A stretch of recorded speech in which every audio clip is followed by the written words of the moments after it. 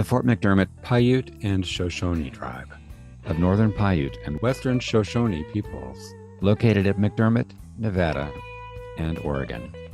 The Fort McDermott Indian Reservation spans the Nevada-Oregon border in Humboldt County, Nevada, and Malheur County, Oregon, near the Quinn River, which runs through the tribe's Nevada lands, east to west. My name is Shelley Harjo. I'm an enrolled member with the Fort McDermott Paiute Shoshone tribe. I have been involved with or watching this issue of the Lithium Americas coming to our area. I was recently appointed into an appointed seat on the tribal council in May of this year, 2023. I had worked for the Reno Sparks Indian Colony close to 19 years total. And so they were involved with the protection of sacred sites because they're one of the few tribes in Nevada that has a TIPO office. So they had come to me and asked me what my thoughts were on the Thacker Pass issue. So I gave them, my thoughts and thought it would be good to be, create the allyship between the tribes. Prescient today is the fact that by 1858, the Indians and whites had agreed to a treaty with the principle of equal justice for all. Thieves and killers, white or Indian, were to be turned over to the authorities. Thereafter, Paiutes under Numaga fought alongside whites against raiding parties of the Pitt River Indians from across the Sierra Nevada. For the next 2 years, the Paiutes and whites lived in relative peace. However, the winter of 1858 was especially harsh, making it impossible to get provisions or people over the Sierra Nevada. Food became scarce, forcing residents to hunt for wild game. A massacre by the Pitt River people had left bodies scattered across the land. In the meantime, I had understood that a community benefits agreement was started with the tribe, with Lithium Americas. And so I have always been against the mine.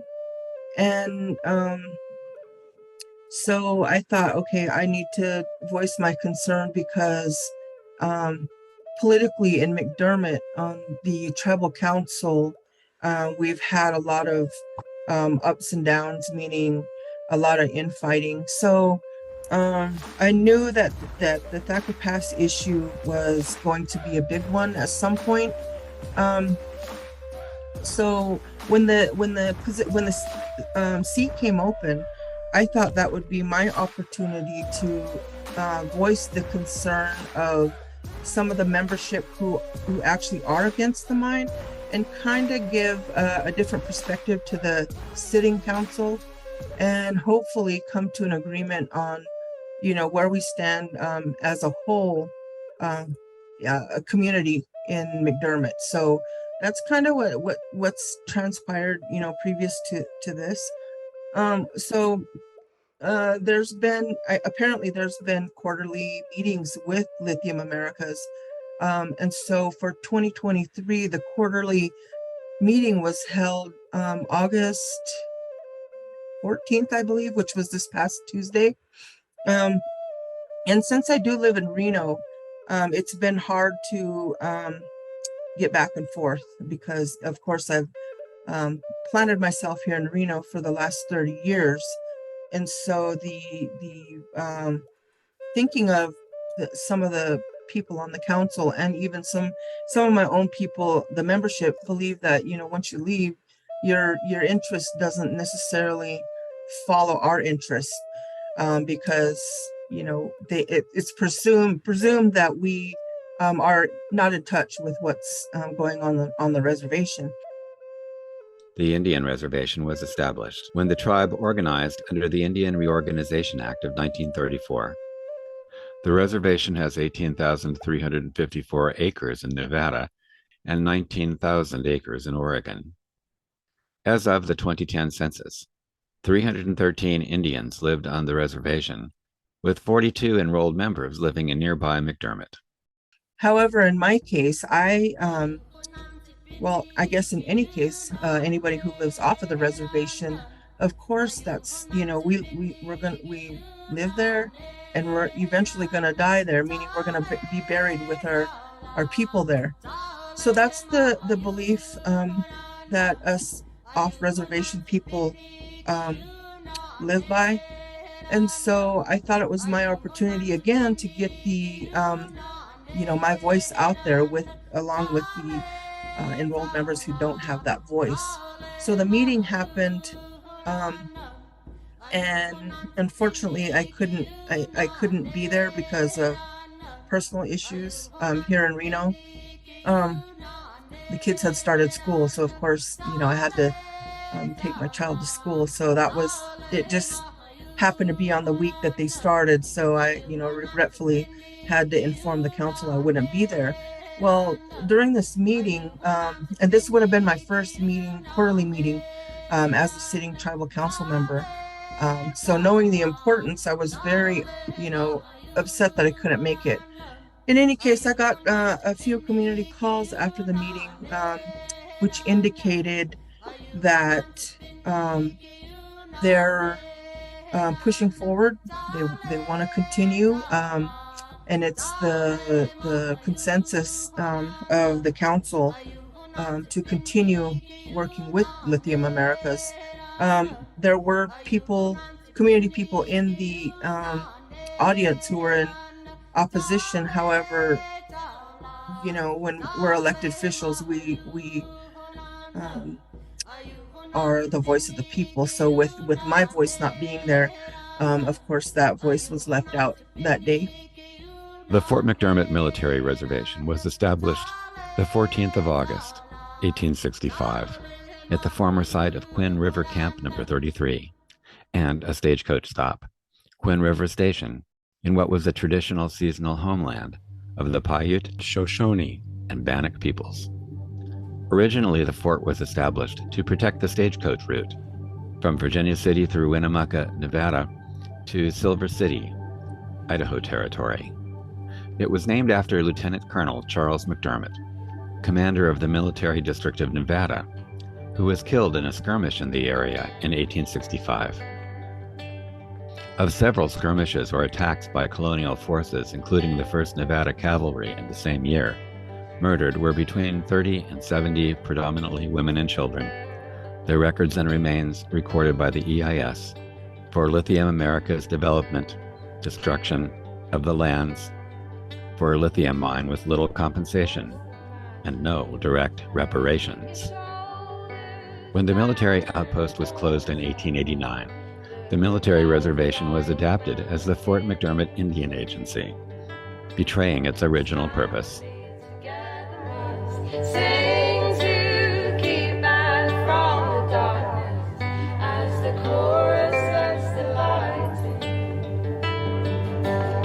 You decide the lives you have to die, I say the lives you have to die. So, and the opposition side has always kind of just been swept under the rug because, our council believes that this is the right thing to do, sign that agreement, and hopefully, we can get some kind of monetary assistance or, to help us with infrastructure on the reservation. So that's kind of the push. We are a poor tribe. We rely on government grants and 638 contracts. So there really is no economic development there as far as, the tribe making their own money. So it's just, in my eyes, a lose-lose situation because, we're looking at the money, which the rest of the world is also looking at the money and the benefits of, green energy, but we're sacrificing our future and our children's future. And so that's my belief. That our people weren't heard that day. in the community benefits agreement, it's a confidential agreement. So I really can't say too much other than what has been disclosed already, which was they were to build us a community building, which would assist with our childcare. We do not have a current childcare program, and that's one of the issues of the reservation is, you know, we have working parents that have to leave their kids with family, or sometimes they just refuse to work because they don't have the childcare. They also wanted to give us a cultural center, and then a greenhouse where we could grow our medicinal plants that they will be tearing up in the land. So to me, you know, that's not sufficient. I've always been against the benefits agreement, and it's monetarily, you can't buy our future, and so that's what I see it as. You know, when I'm speaking today, I'm speaking on behalf of my own personal beliefs, and not necessarily the council. So yeah, I was disappointed that the Lithium Americas is pushing that they're working with the tribe to, you know, give us what we need. It's an agreement, you know, but one of the disclosures in the agreement is we cannot say anything negative about Lithium Americas being on the council, or it nullifies the CBA, as they call it. You know, and I don't know if all the people truly understand the legalities of the CBA, or the implications of having the CBA, meaning, you know, they come in and they give us, you know, they wave the green money in front of us and we have no money. So they, you know, they're basically using us to push forward their initiative of, you know, extracting minerals. So I don't know if a lot of tribal members know that. So, you know, that's the concern, is the educational part of the community. I think it's more or less a gag order, just overall in general. You know, do not talk about anything, but just give us, you know, your green light to basically take whatever we want from your sacred land. We can barely keep our own current buildings operating. So if they're going to build us an 8,000 square feet building that's going to assist us, you know, how are we going to manage to keep a big building operating? You know, it takes a lot more than just giving us a building that's going to depreciate, you know, in 5 to 10 years. And, you know, we're stuck with the same destruction that we were before. I believe there was a court case in Arizona that said if the government didn't have the rights, or the company did not have the rights to the land where they supposedly are going to put the tailings, then you know, it wasn't a doable project. However, we found that the company did not have claims on that, or permission from BLM, yet approved it to go ahead and move it forward. So, you know, that's the biggest issue I see is our little tribe is having, you know, we don't have money for a lawyer. We don't have money to go out and find people that are going to help us in this. So I think the best option I've heard the chairman say in news, to the news media, is we might as well take what we can get. But, you know, I just feel like that's not the right way to go, because, you know, we're talking about our grandchildren and great grandchildren's future. You know, we don't know what these tailings might do or to us internally, as far as you know, breathing this stuff in, all this sulfuric acid that will be in the air. You know, there's just so many reasons why we shouldn't be you know, allowing this. And, you know, for the tribes to try and fight the government over land that has always been ours is not right.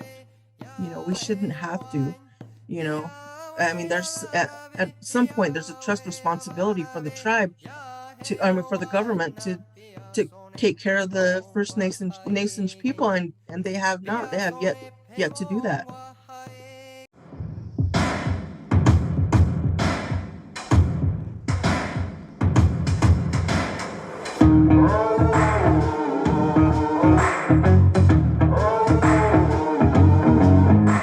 You run your mouth, it flows like a river.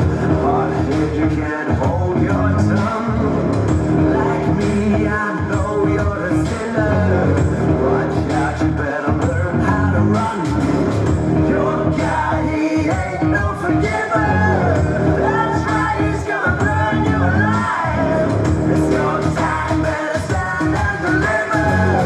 Feel the heat, now flames gonna rise.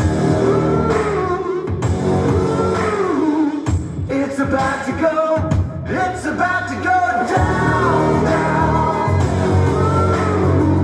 Your time's coming, it's about to go down, down. Your time's coming, it's about to go.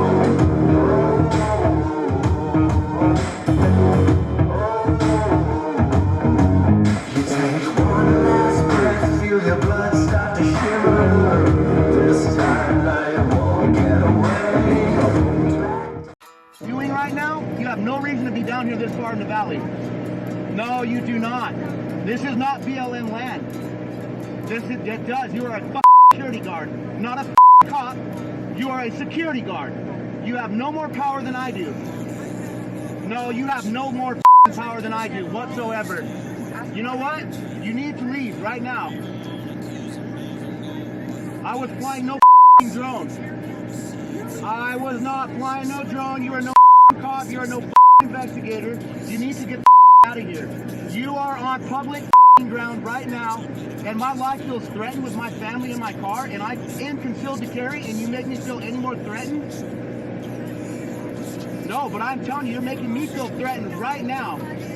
You know, we're the first people of this land, and you know, we have no rights when it comes to the land. I mean, it was stolen from us, and the government has admitted to that, but yet we have no protection for, you know, even our right to religion. So, you know, I don't know how to make that point more clear. We can protect you know, the trout and the sage grouse more. There's more protection for those than there is for Native people in general, and that's, you know, disheartening, because like I said, we're the First Nations people. You know, the government can protect Muslims and Jews and Christians and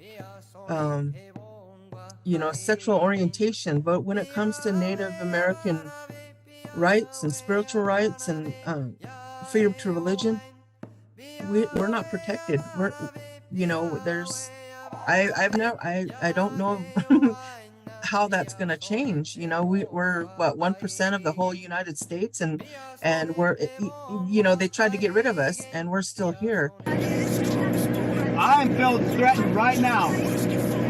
You can't take my plate. You're a security guard. Yep, bullshit's right. You're a security guard. That is it. And you are making me feel threatened by chasing me and my family as fast as you can up over that mountain, doing over 80 miles an hour to try to catch up to me, when I never turned off this highway whatsoever one time from the minute I left down there.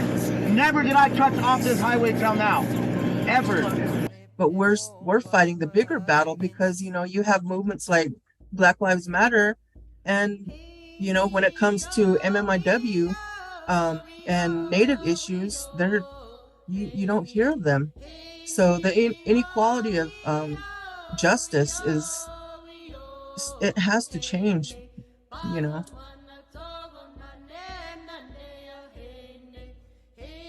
There was a point where, you know, the government was trying to kill us off, you know. And so I think they tried their hardest, you know, like with the longest walk. We have, you know, there was a walk way back in there was just so many opportunities for them to try and get rid of us, and they failed. They even tried, and I think with this issue of Oxfam was when they were trying to round us up and send us on to Yakima, Washington, and Idaho, and all these other places. So it's always been my opinion that just because I'm on the Fort McDermott Reservation and I was born there, doesn't mean that that's where my original people were. It doesn't mean that Reno Sparks people don't belong in that area. It doesn't mean that Burns Paiute people don't belong in our area. And that's what I guess the general public doesn't understand. We as Paiute people, we're all over the West. And so when a company like Lithium Americas comes in and says, we're following, all our state laws and federal laws to get the approval of the people, but they only went to our tribe, and they went to our tribe when there was COVID, and I believe it was 2021. They sent letters in 2021.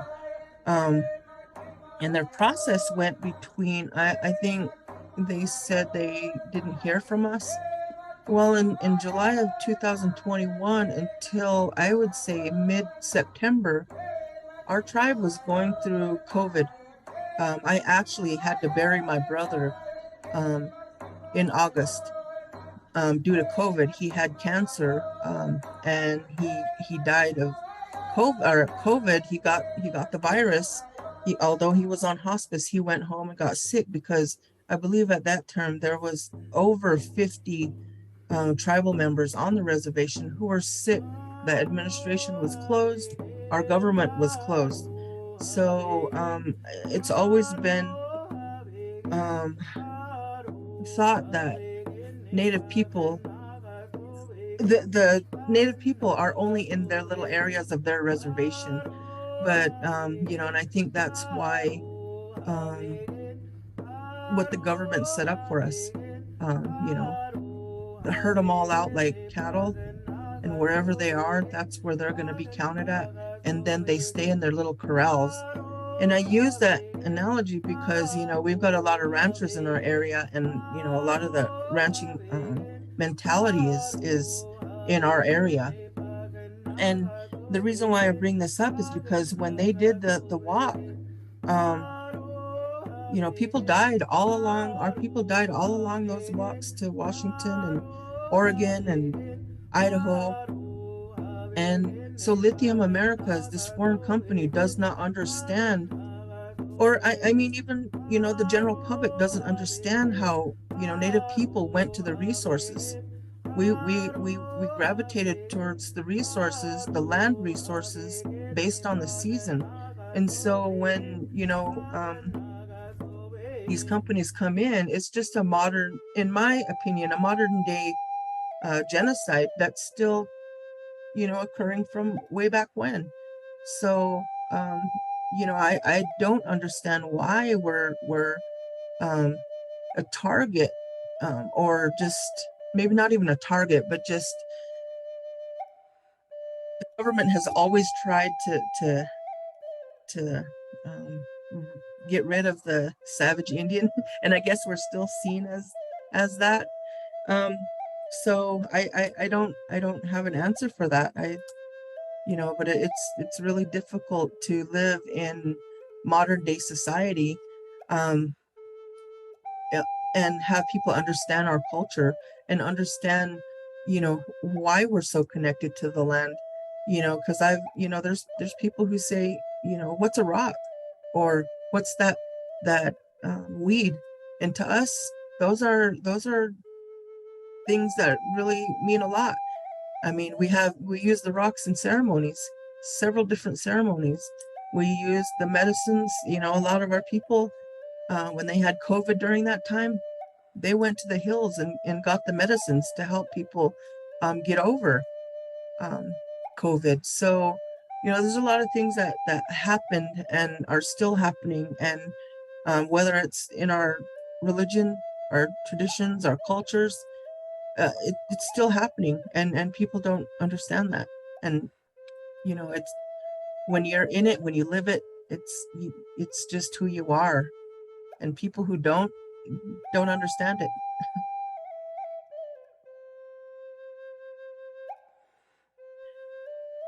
As Native people, when you look at Oak Flat, they're in almost the identical situation. This is Oak Flat, a 6.5 square mile plot of land in Arizona's Tonto National Forest. The land is sacred to the Western Apache people. To you, it may look like any other Arizona desert, but to the Apache people, it's the birthplace of their religion.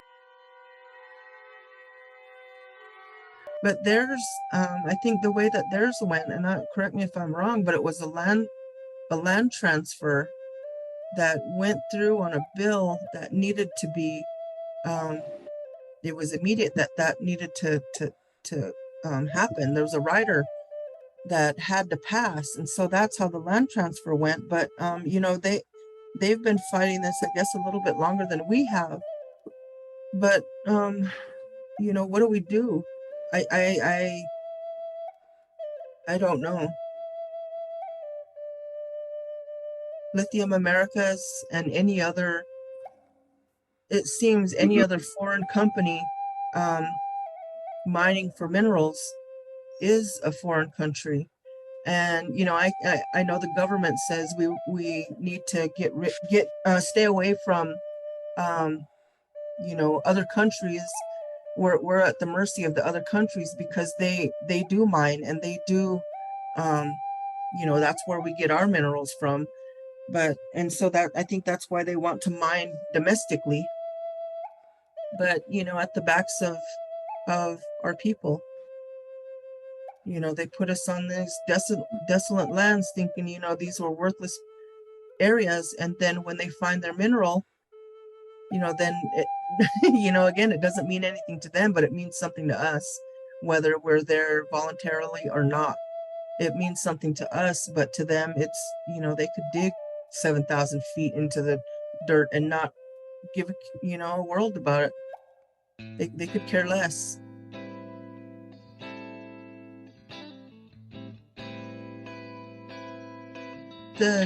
My perspective is, although I can see the benefit of a electrical vehicle. However, when some of these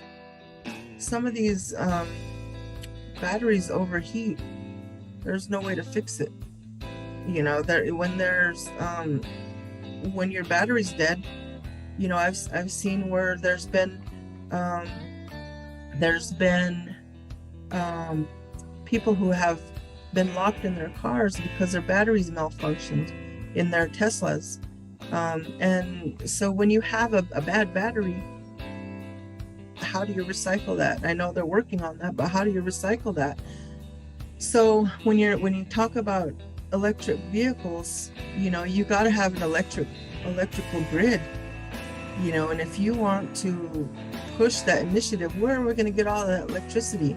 You're poking holes in Mother Earth, whether it's for water, whether it's for lithium, whether it's for copper. But in essence, what are we doing? We're poking holes in the earth that sustains our life. So, I don't think that people think that far into the future, and I don't think people care. So I would, I guess, ask people to think about the grid. Think about, your grandchildren, your great-grandchildren, because a mineral can only last so long. Once we start digging more and more into Mother Earth, we're digging into her heart, her water resource that gives us life. Life isn't going to be anymore. I mean,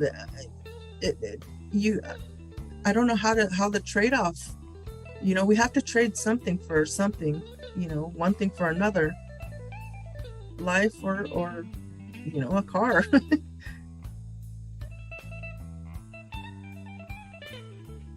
Yeah, there's just so many issues that people need. I think people, when I say people, I mean my people, the people of the state of Nevada who are, pushing for this green energy, the people of the United States, the people of any area going through this need to think about the future.